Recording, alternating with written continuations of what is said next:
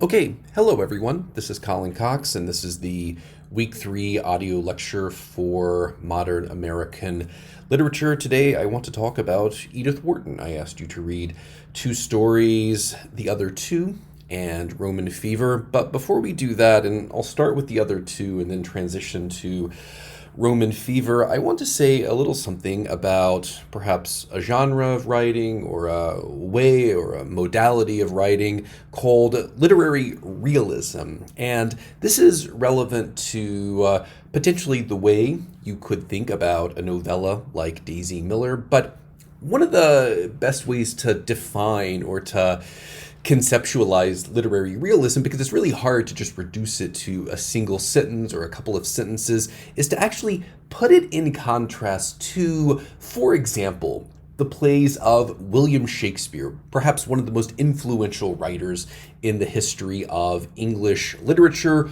or even some of these big, grand, epic poems like the Odyssey or the Iliad. Again, these canonical texts that are so often referenced and seem to create a kind of cultural foundation for the West. If you think about those texts, you'll probably notice that the subjects or the heroes, the protagonists, they're often kings and queens, princes and princesses, these lofty figures. You might even say these aristocratic figures. In Shakespeare's Hamlet, for example, the protagonist is Hamlet. It's right there in the title, but he's a prince, he's royalty.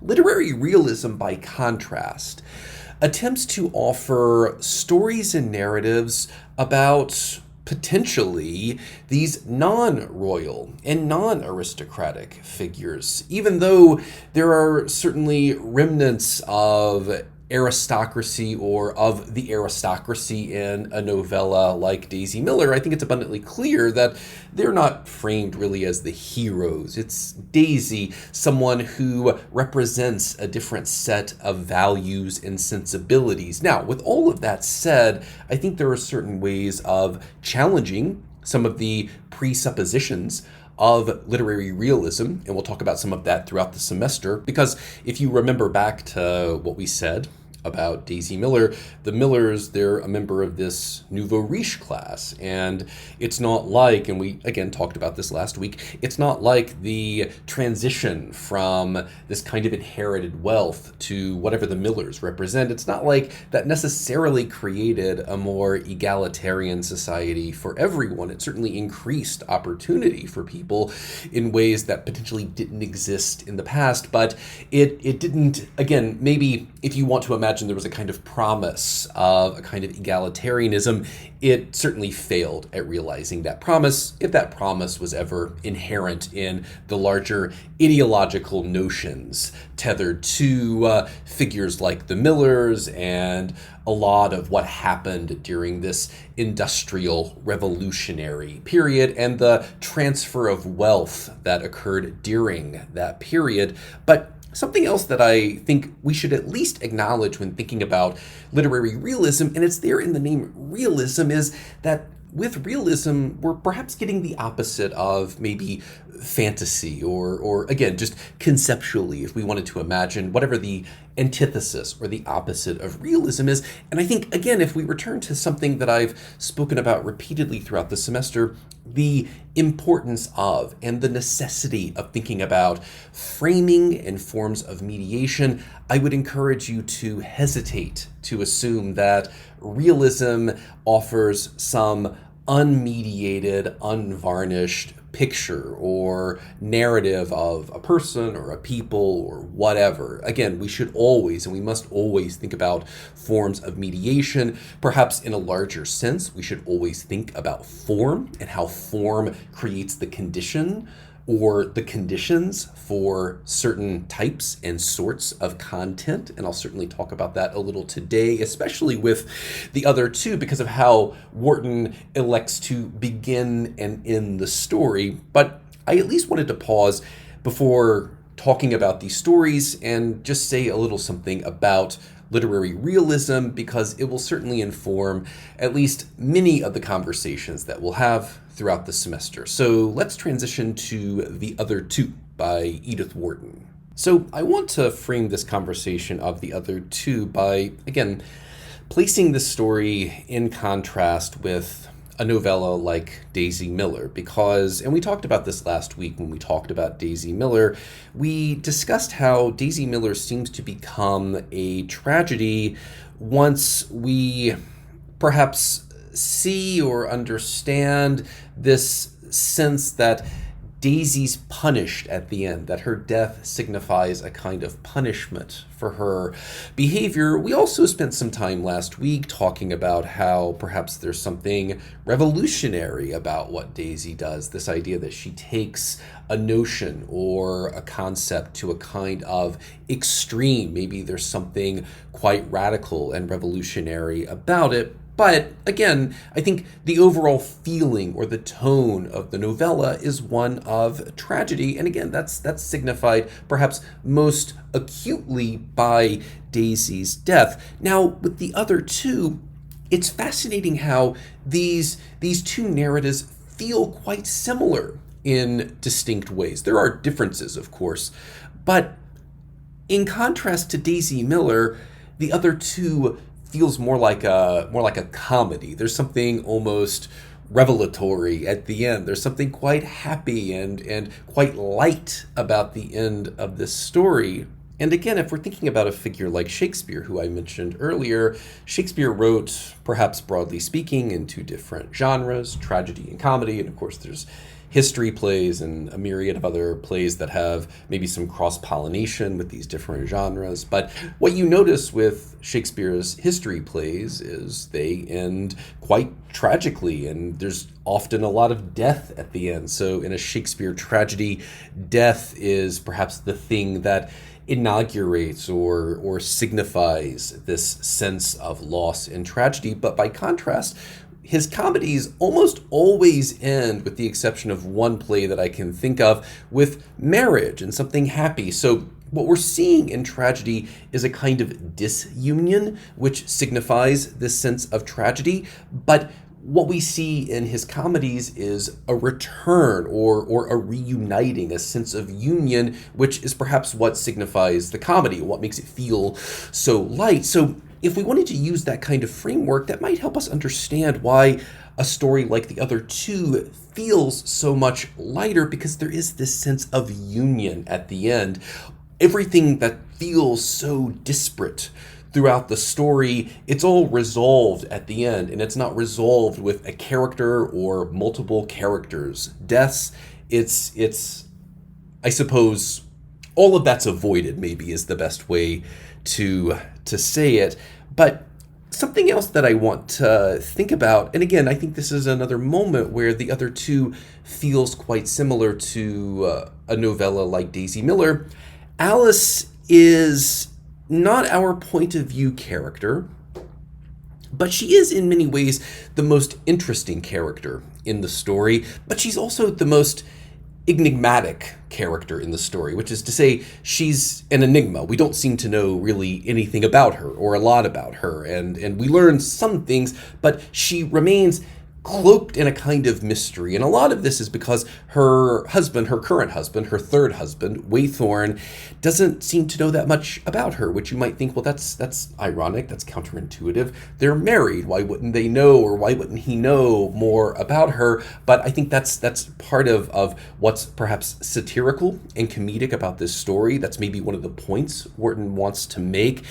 What's expected of Alice is not what society expects of Alice, is not the same as what society expects of Waythorn. And he actually speaks to this at one point in the story when he says, in effect, I thought it would be easy, or I thought it was the same, that a woman could shed her past the same way a man can. So you can imagine that for a character like Waythorn, he moves from, in the story, a position of ignorance to a position of knowledge. And that certainly represents or reflects his character arc in this story. But by contrast, Alice doesn't seem to have a similar sort of arc. She seems to be already in possession of a kind of knowledge that Waythorn does not. So even the way this story inverts how Waythorn thinks of himself, how perhaps society in the late 19th and early 20th century thought about the differences between men and women,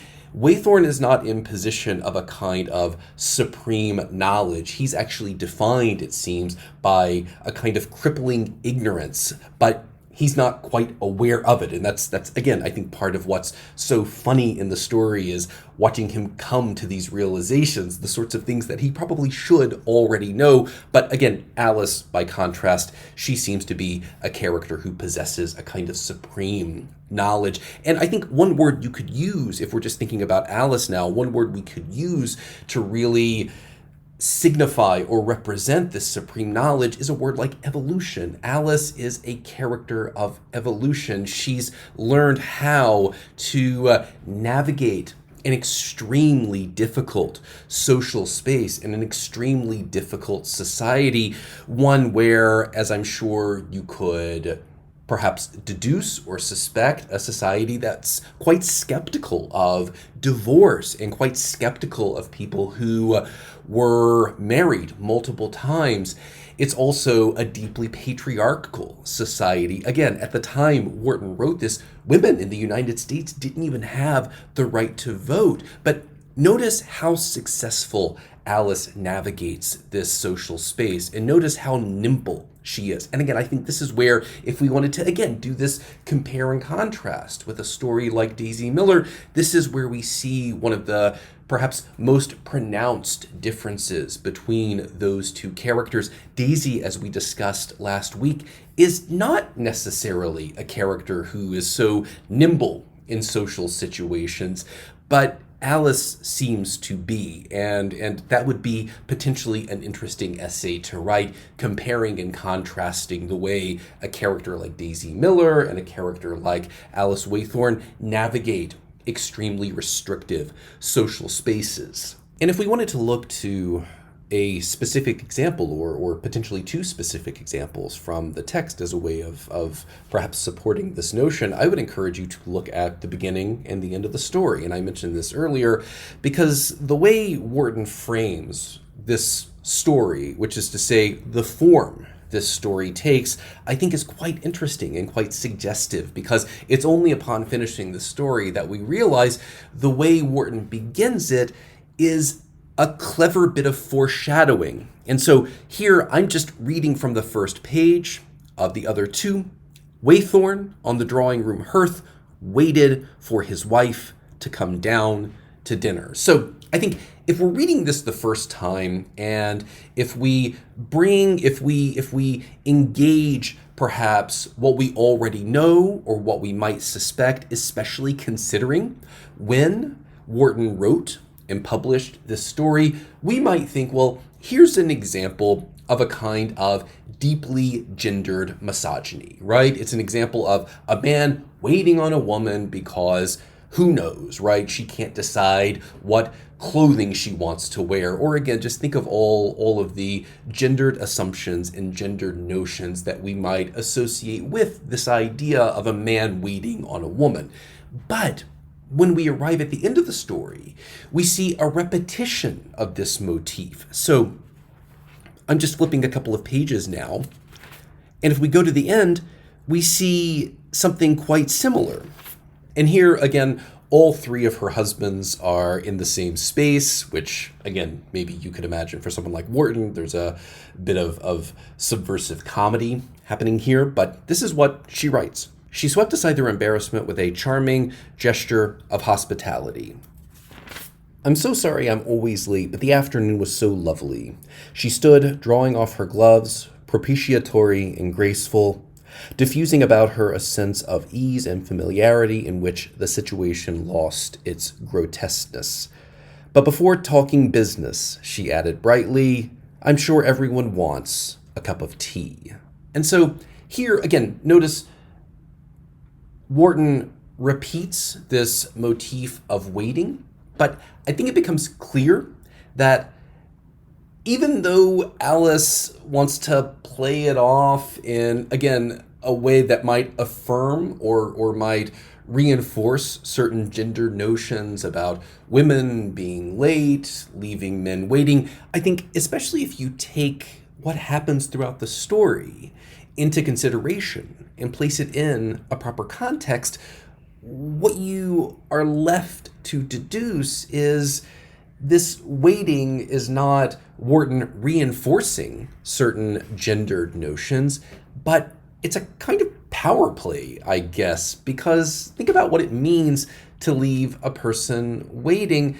It's, you could argue, extremely inconsiderate, but I think in some ways it's, for some people, an expression of power and control. Things begin when you want them to begin. Things begin when you elect for them to begin. So I think that's potentially one way of not only understanding why Wharton uses this waiting motif, but why she would even frame the story using waiting. Again, we begin with waiting, we end with waiting. And here, once again, I think this is important.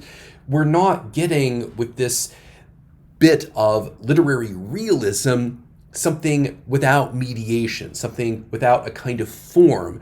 The form that it takes informs the content.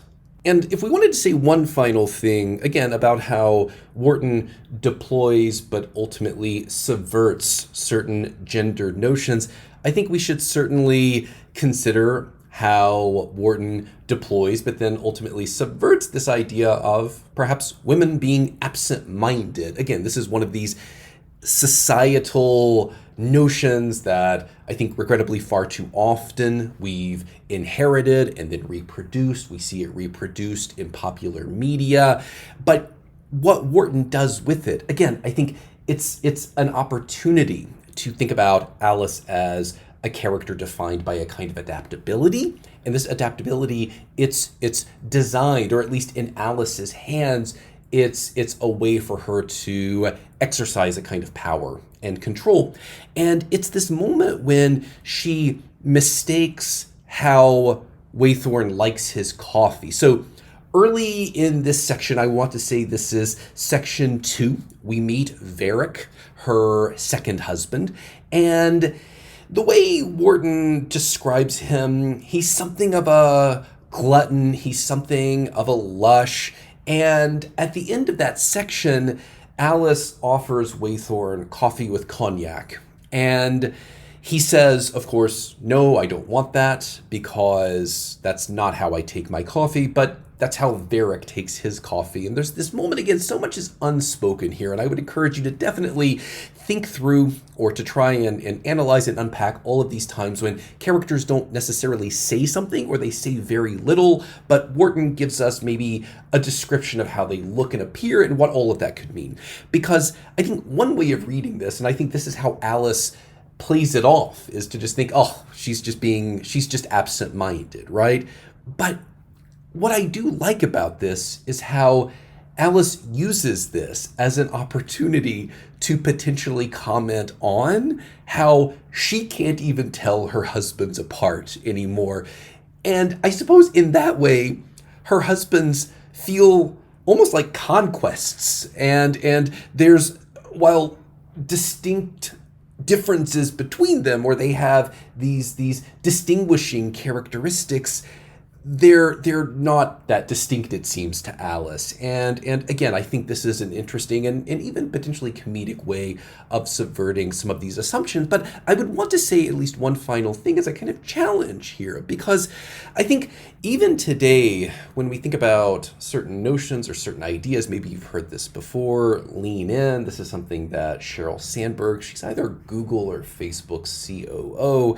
It's this mantra that she developed in a book she wrote about the need for more and what's required ultimately to have more female CEOs, CFOs, COOs, so on and so forth.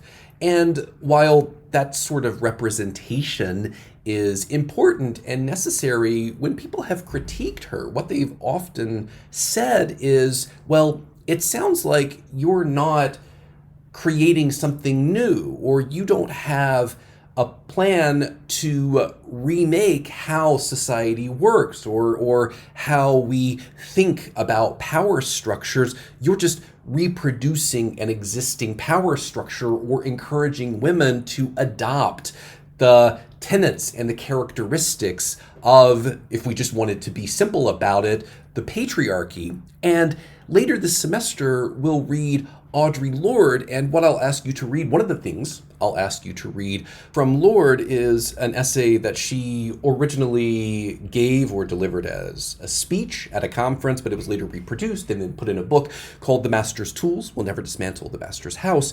And what she basically argues in that essay is we in an attempt to create a more equitable world, we cannot use tools of oppression. We cannot just take the master's tools, or the dominant ideology's tools and mechanisms and gestures, and think that we can use all of that to create equality. What we need to do is fundamentally reconceptualize what society should look like. Maybe we should throw out all of those tools. And so if we think about how this is relevant to the other two, I think you could offer a critique of this story by saying, well, while it's great that Alice knows how to be so adaptable, is it potentially a problem that she seems to be just using the tools and the mechanisms of the society that she inherited to perhaps create a more equitable world and environment for herself?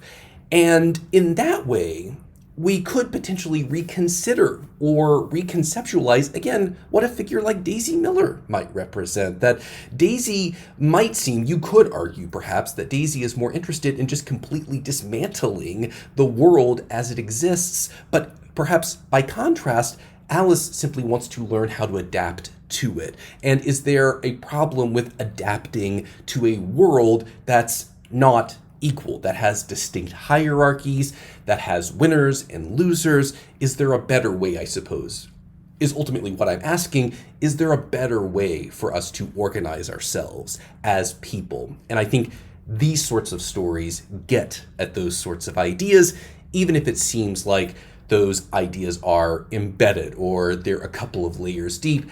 I would argue at least all of these stories about social formation, how people exist in social spaces, they're ultimately stories about the benefits and limitations of those social formations, and it's left to us as readers to potentially understand what the author wants to suggest about social formations. So with all of that said, I think now might be a nice time to transition to the second Edith Wharton story, Roman Fever.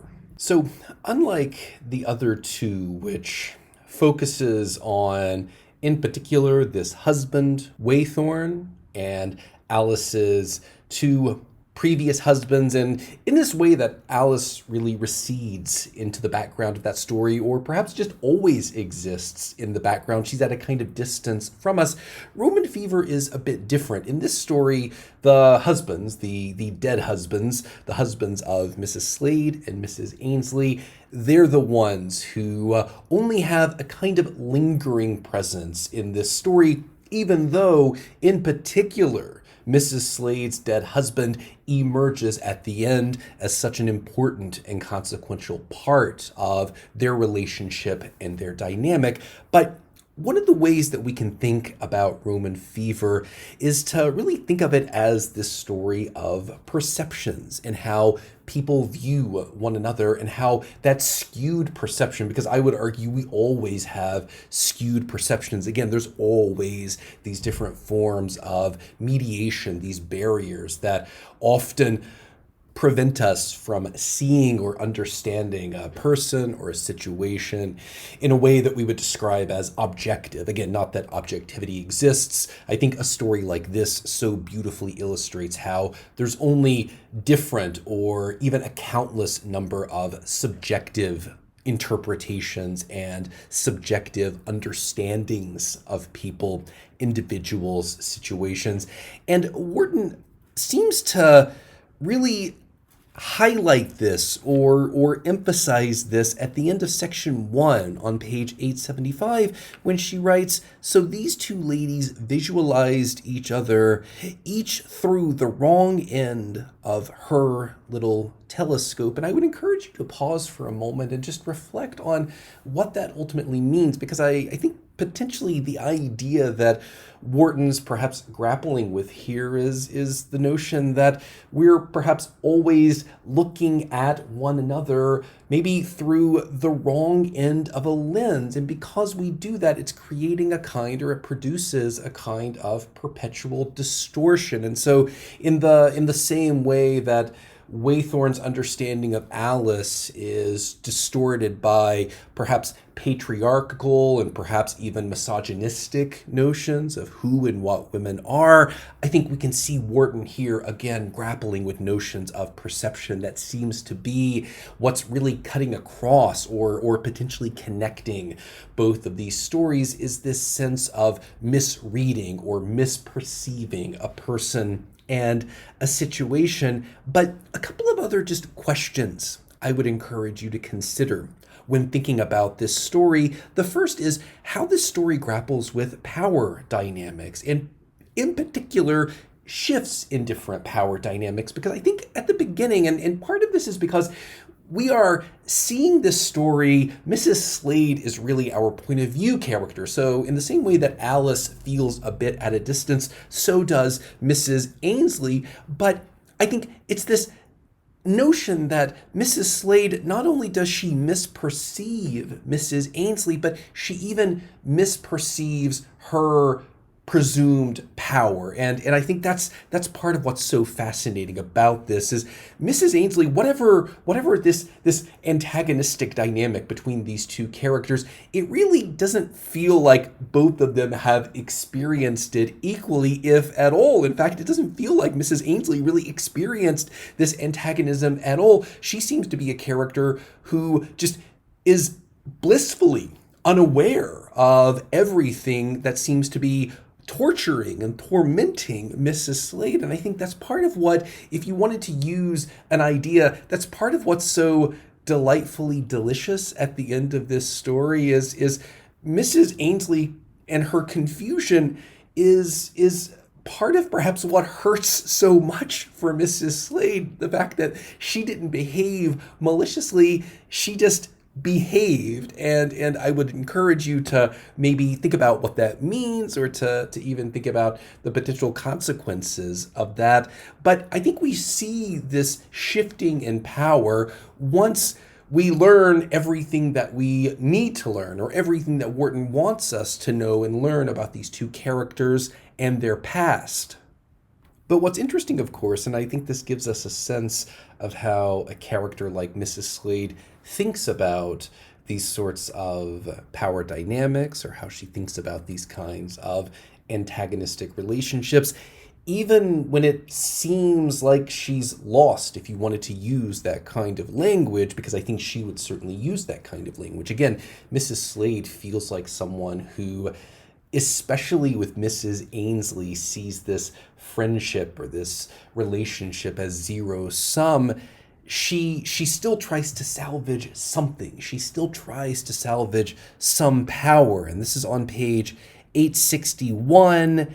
Mrs. Slade gave an unquiet laugh. Yes, I was beaten there, but I oughtn't to begrudge it to you, I suppose. At the end of all of these years, after all, I had everything. I had him for 25 years, and you had nothing but that one letter, and he didn't write. Excuse me, that one letter that he didn't write. Mrs. Ainsley was again silent. At length, she turned toward the door of the terrace. She took a step and turned back, facing her companion. I had Barbara, she said, and began to move ahead of Mrs. Slade toward the stairway. So I think what Wharton communicates here is potentially the folly of perpetually pursuing this kind of domination over someone, because every time Mrs. Slade attempted to assert her power and dominance, I think it's important that for Mrs. Slade having power unto itself isn't enough. There needs to be a kind of acknowledgement or recognition of it. She needs Mrs. Ainsley to know this, but every time she attempts to assert it, she's undermined. And so what we're seeing here is an interesting psychological dynamic where every time she asserts what she believes to be her power, it's revealed to be nothing but lack, I suppose. And I think that unto itself, especially when you think about how Waythorn acts in the other two, he has a similar sort of, if we wanted to say, pathology, or his arc, or his character arc functions in a similar sort of way. Every time he seems to want to assert himself, those are the times that he's least successful. Or every time that he wants to assert what he assumes to be his power, that's when he's revealed to have no power, or the least amount of power. But even the ending of these stories we should probably think about, because I think there is, again, maybe there's something quite satisfying, especially as we arrive at the end, and perhaps our allegiance has shifted, if it ever existed, with Mrs. Slade at all. It's shifted to Mrs. Ainsley, and we should think about how at the end there really seems to be potentially something tragic here. I suppose it depends on whether you think what happens to Mrs. Slade is deserved or not. Because unlike the previous story, which ends with a kind of union, earlier I talked about the differences between Shakespearean tragedies and Shakespearean comedies, and how with the comedies there's this move, or this gesture toward a kind of union and a kind of reconciliation, but with the tragedies there's a lot of death and disunion. This, I suppose, structurally, if we wanted to think about the structure and the form of this story, structurally, this feels more like a tragedy. But what's interesting is how Wharton seems to shift our point of view, or Wharton seems to shift our sense of who our point of view character is, because I would argue, at least with the last paragraph or the last sentence of the story, we're now with Mrs. Ainsley more so than with Mrs. Slade. But it's also interesting how the story ends there. And that's, again, when you think about a story like the other two, that almost seems to suggest that for a writer like Wharton, the best point of view character, at least from these two stories that we sampled, and she wrote much more than this, but at least with these two stories, it seems to suggest the best point of view character, which is not to say the narrator, because Mrs. Slade,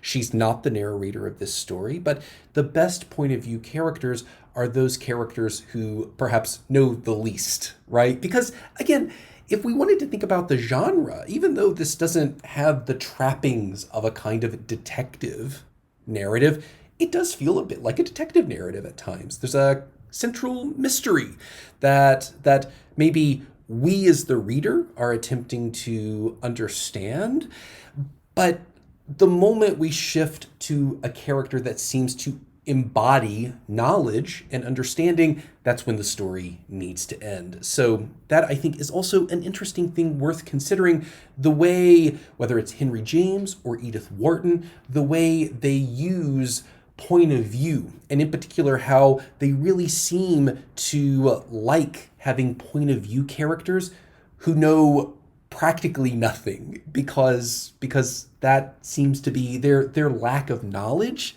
is what really propels the narrative forward. I would also encourage you to think about what this story potentially says about motherhood, if anything at all, because I think you could argue Mrs. Slade, she doesn't seem to speak necessarily too kindly about her daughter, but Mrs. Ainsley, by contrast, and I think a lot of this we might understand retroactively, especially after learning what we learn at the end, that her daughter, Barbara, is more than just a child. She's this symbol of this moment of an intense love and passion.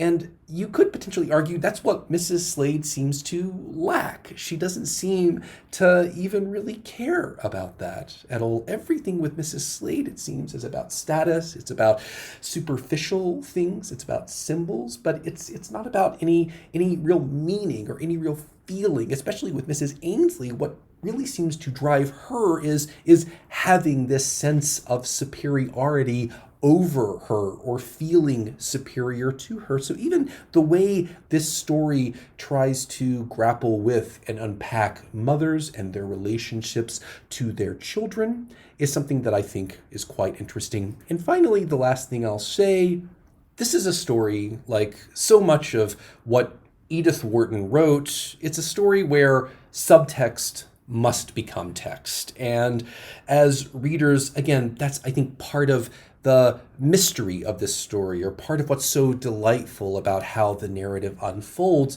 It's these moments when the subtext, maybe even the symbols that help to inform the subtext, like the way Mrs. Ainsley always knits. Like I would encourage you to perhaps consider or even reevaluate how you think about that knitting once you learn what we all learn at the end of the story. But this is very much a story about subtext becoming text, which is to say, this is a story about what has remained unspoken or unsaid. It's a story about all of that becoming said or becoming clear, becoming actually part of the discourse. But it seemed to have existed, if at all, in the discourse in a kind of unspoken way, as ironic or counterintuitive as that sounds. So I think that's all quickly I wanted to say about Roman Fever. Perhaps there's more I could say. Perhaps you could talk about, or you could even write about, the consequences of rage as a kind of driving influence and emotion. But I think you could also talk about potentially what this story suggests, if anything, about female friendships. And maybe there's something a bit antiquated about it, but I don't know, watch reality television, because if reality television is at all a reflection of how people actually behave, there does seem to be something potentially, maybe accurate is the wrong word, but there seems to be something potentially insightful in this story about female relationships. But I'll leave it to you to think about that. Again, could be an interesting topic for a paper. So I think for now, that's where I will stop. This is Colin Cox for modern American literature. Have a nice day, and I'll talk to you soon.